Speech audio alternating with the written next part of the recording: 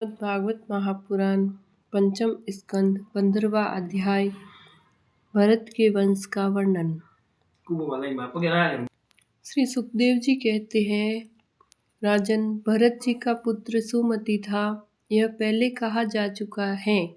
उसने ऋषभ देव जी के मार्ग का अनुसरण किया, इसलिए कलयुग में बहुत से पाखंडी अनार्य पुरुष अपनी दुष्ट बुद्धि से वेद विरुद्ध कल्पना करके उसे देवता मानेंगे। उसकी पत्नी वृद्धसेना से देवताजित नामक पुत्र हुआ।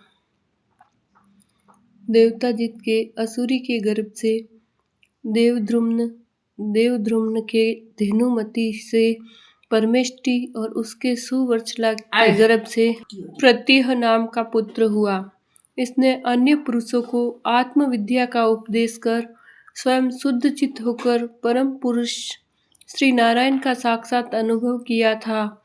प्रत्यह की भार्या सुवर्चला के गर्भ से प्रतिहर्ता, प्रस्तोता और उद्गाता नाम के 3 पुत्र हुए। ये यज्ञ आदि कर्मों में बहुत निपुण थे। इनमें प्रतिहर्ता की भार्या स्तुति थी। उसके गर्भ से अज और भूमा नाम के 2 पुत्र हुए। भूमा के ऋषि कुल्या से उद्गित, उसके देव कुल्या से प्रस्ताव और प्रस्ताव के न्युत्सा के गर्भ से विभु नाम का पुत्र हुआ। विभु के रति के उदर से पृथुश्रेण के आकुति से नक्त और नक्त के द्रुति के गर्भ से उदार कीर्ति राज ऋषि प्रवर गय का जन्म हुआ। ये जगत की रक्षा के लिए सत्व गुण को स्वीकार करने वाले साक्षात भगवान विष्णु के अंश माने जाते हैं। संयम आदि अनेकों गुणों के कारण उनकी महापुरुषों में गणना की जाती है। महाराज गय ने प्रजा के पालन पोषण, रंजन, लाड चाव और शासन आदि करके तथा तरह तरह के यज्ञों का अनुष्ठान करके निष्काम भाव से केवल भगवत प्रीति के लिए अपने धर्मों का आचरण किया। उससे उनके सभी कर्म सर्वश्रेष्ठ परम पुरुष परमात्मा श्री हरि के अर्पित होकर परमार्थ रूप बन गए। इससे तथा ब्रह्मवेता महापुरुषों के चरणों की सेवा से उन्हें भक्ति योग की प्राप्ति हुई। तब निरंतर भगवत चिंतन करके उन्होंने अपना चित्त शुद्ध किया और देह आदि अनात्म वस्तुओं से अहम भाव हटाकर वे अपने आत्मा को ब्रह्म रूप अनुभव करने लगे। यह सब होने पर भी वे निरअभिमान होकर पृथ्वी का पालन करते रहे। परीक्षित, प्राचीन इतिहास को जानने वाले महात्माओं ने राज ऋषि गय के विषय में यह गाथा कही है।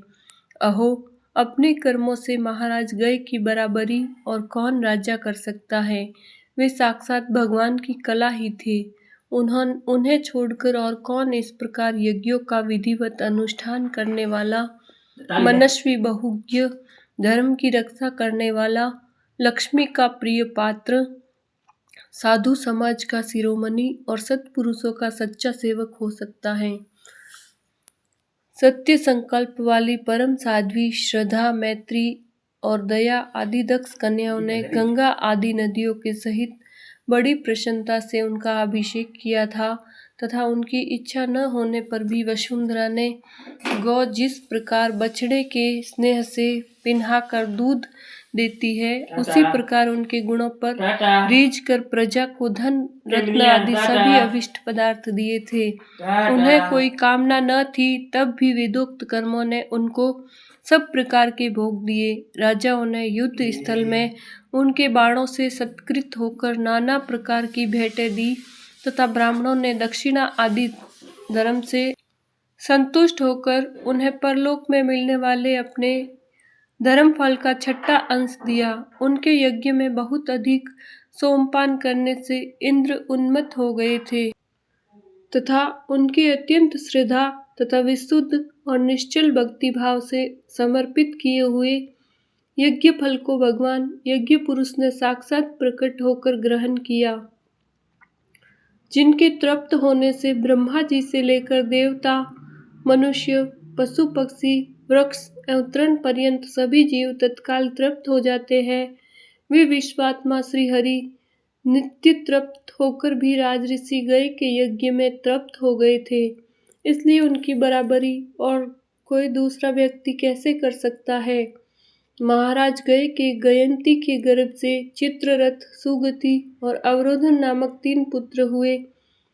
उनमें चित्ररथ की पत्नी उर्णा से सम्राट का जन्म हुआ। सम्राट के उत्कला से मरीचि और मरीचि के बिंदुमती से बिंदुमान नामक पुत्र हुआ। उसके सर्ग्या से मधु, मधु के सुमना से वीरव्रत और वीरव्रत के भोजा से मंथु और प्रमंथु नाम के 2 पुत्र हुए। उनमें से मंथु के सत्या के गर्भ से भौवन, भौवन के दुष्ना के उदर से त्वष्टा, त्वष्टा के विरोचना से विरज और विरज के विसूची नाम की भार्या से सत्यजित आदि 100 पुत्र और 1 कन्या का जन्म हुआ। विरज के विषय में यह श्लोक प्रसिद्ध है। जिस प्रकार भगवान विष्णु देवताओं की शोभा बढ़ाते हैं, उसी प्रकार इस प्रियव्रत वंश को इसमें सबसे पीछे उत्पन्न किए हुए राजा विरज ने अपने सुयश से विभूषित किया था। बोलिए श्री कृष्ण चंद्र भगवान की जय।